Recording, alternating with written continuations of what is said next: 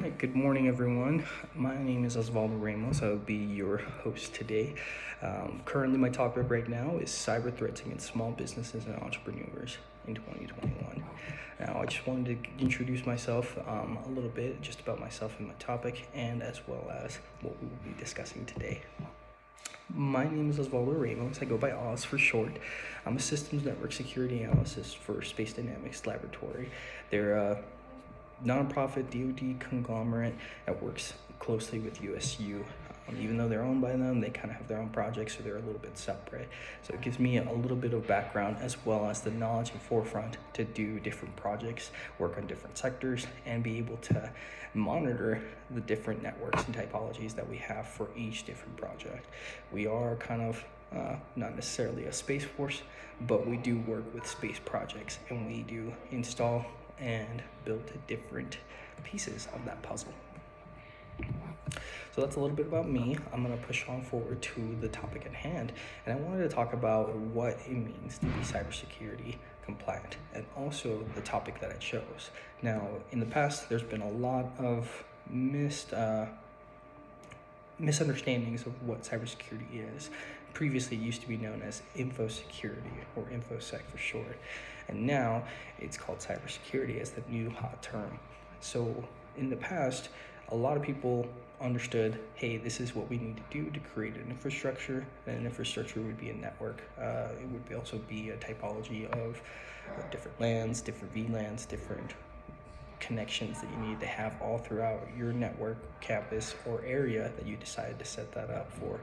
And so now, in these cases, we're having different typologies in the fact that people are VPNing, people are working remotely, or people are working from different corporate conglomerations. And so there is a lot of different standards that need to be followed, as well as different setups that are being established. In my paper, I wanted to talk about different attacks and different people, of how they would be susceptible towards that. Now, something that I learned from this whole project and thesis is that there were three things that needed to be covered, three things that I would feel that would distinguish this paper and the overall contents of it: the cost of cybersecurity, the education needed, as well as if you were going to get insurance to cover your assets or your data, in essence. And this is something I wanted to talk about, and something I discussed in my paper. Now, I've also included different references for this, but in the cost of cybersecurity, you can see that there's risk in each thing that we do. There's also the ability to understand, as a business owner or an entrepreneur, what you will need to cover, and what is data that is sensitive, that you cannot afford to lose, what is data that you must protect. Therefore, I've provided this picture here, kind of provided by 1BM Security, and this is your data breach report as of last year. Now, if you look at it, there's nation state at the top, which is unknown state. That could either be China, Russia, Korea, you name it. It's a nation state. An unknown, that could be a black hat, that could also be an insider threat, just depends, right? An hacktivist, that is someone that is looking that is politically involved or in a movement looking to prove a point or to further that goal. And then financially motivated, that does lean more towards someone that has something to gain from betraying this company or from leaking this kind of information, which leads more towards an insider threat. So unknown can lead to both. It just depends on what it can be. These are kind of a little bit of what we saw in this kind of thesis report. Through that report, we were able to see the ability that many of the business owners did not have something put in place. They didn't have an infrastructure, they didn't have a network, they didn't even consider the basic questions that we ask ourselves as IT professionals. Now, they're not IT professionals, they're business owners, so that is something to really look off the bat.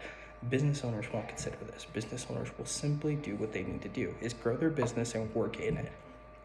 It's very sad, but that's the consideration that I have to take. Now, something that I notice is that certain small businesses don't take into the fact that they need to hire an IT professional and create that kind of department for them to be successful. Smaller shops such as mom and pop shops didn't even have that, so that's something that they would have to consider. And through the paper, we see, let me bring up a little bit of the report. Now, this is from the report, The Initial Assessment of Small Business Risk Management Approach that they have for cybersecurity threats, and International Journal, Business Continuity for Risk Management, done back in 2018. This is a great find for me, especially with how they set the standard for, hey, these are the questions you should be asking yourself when you own a business. Okay? And as you can see right here, I've stated there's some different questions that you should be asking yourself of, yes, do we have that? Yes, we've considered that. No, we don't have accountability for that. Or no, we haven't incurred any losses, but what have we done in case we do? And that's where that other question comes in. Do you have a firewall? Do you have a policy related to IT security? Yes or no? And it really just depends on you, your business. And most of the time you won't have that if you have 1 to 10 personnel. If you're a 500 to 100 company, yes, you will have something put in place. And so that's why these statistics are so varied in different points of view, especially when it comes to the basics. I mentioned 6 things that you could do to kind of harden your posture. These are some things that they've stated. Your password should be 8 characters and longer. Now it should be more to less of 14 to 16. Keep written electronic copies of my password. You can use a password manager. Gone is the age of writing it down or keeping it online on a Google Doc or Excel sheet. You're just more likely to be susceptible to an attack, especially since password managers offer you a free service of monitoring your passwords when they're breached, when they're being used on the dark net. And that's a service that will pay for itself. So in here, I've been able to provide the 3 defensive measures that I have for my paper. Here are some links that I provided that have recommendations for smaller businesses to be compliant when it comes to the cost of protecting their data. These are .gov business technology suited towards them, and they have top 10 principles as well as links and other references for them to go to if they ever needed to. If I wanted to scroll down, here are some steps and standards that I put in to help them kind of figure out, hey, what should I do now to help me be more security compliant so that I am not an easy victim for a black hat, nefarious actor, or even a nation state or a hacktivist, what have you. Some of these steps that I put down here would be ideal for them to kind of set up, and that would help them just establish that posture, that security posture. And then this is one of the questions that I really wanted to drill in, which leads me into my next slide, which is the education part, right? So a lot of these business owners don't have that thought put or that realization of, do I need to be considering the following?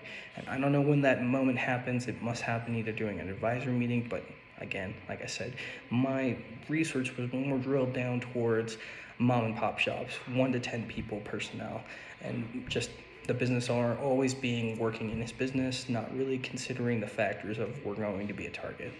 Okay, so this is just a little bit of the broad spectrum of what education is needed and what you need to do as a cybersecurity professional when it comes to understanding what is needed, what you need to do.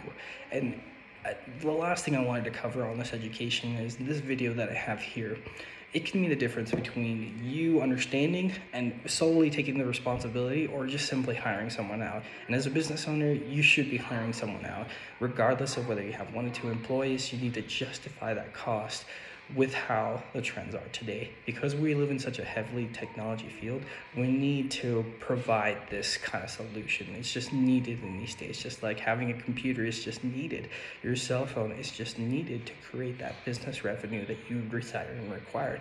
This is just another cost of doing business requirement. And so I have a little bit of a video here that I'm not going to go into because it'll take too long, but it just simply describes the typology of what is needed for an educational background. This is a simple network with switches, computers, routers, firewalls, as well as different pathways they need to take. Your common business owner will not know what this means. They will understand, okay, I see the internet, I see the computers, but what the heck is everything else, and what do the blue squiggly lines mean? What does a thunderbolt mean? Does this Harry Potter just magically pop up? No. You have to understand there are certain things they will not get. They will understand certain symbols, certain words, but they will not understand the pathway that the internet has to travel to get to computers to tell them to talk. And that is what a cybersecurity professional does. They allow for the security to be increased by understanding this typology. And that is what I wanted to cover. And that's something that they're lacking in.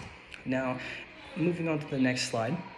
The standards that many small businesses follow are through the NIST standard or through a different framework that they're choosing. Now, this can be distinguished by different security insurances. Cybersecurity insurance will force you to comply in order for them to give you coverage. Now, this is something interesting that I learned just because the higher you go, based off from a small business to a medium to a large, like I've shown here, you will need to provide different standards, different abilities for you to understand what is being provided.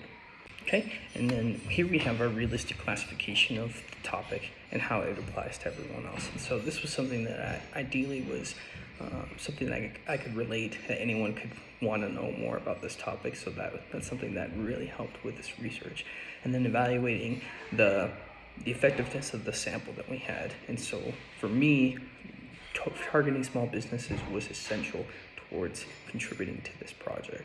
And then the last step was just what are those mitigating steps that they could do to kind of better secure their.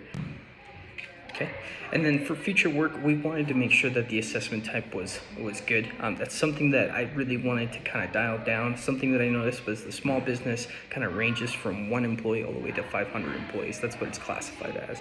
And so something for the future would be to dial it down to target a specific group with that, whether that being 1 to 15 employees, 100 employees, or 500 employees. And the evaluation of that effect would be understanding what vulnerabilities are attacked to each sample of population. So smaller businesses like mom and pops with only 5, 10 employees max would have a different set of vulnerabilities, whereas in 100 employees, 500 employees would see a different set, more of a spearfish. And so for the future, we wanted to make sure that we were able to understand these types of attacks for that typical population, those vulnerabilities. And so the dissemination of our work would be understanding that and then working on it previously so we can produce this in the future. This will help us publish it for research and the IEEE and then create a poster and present on it there.